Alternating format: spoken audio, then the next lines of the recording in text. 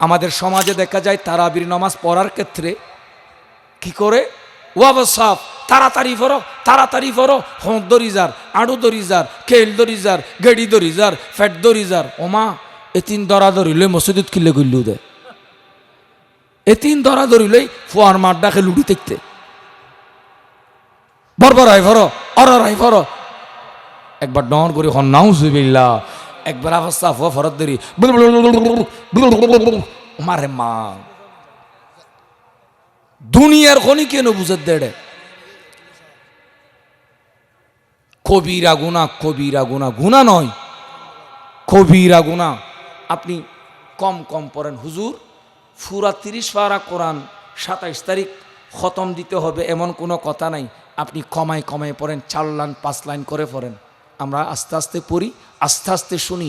কোরআন পড়লে সওয়াব, শুনলে সওয়াব, ধরলে সওয়াব, মহব্বত করলেও সওয়াব।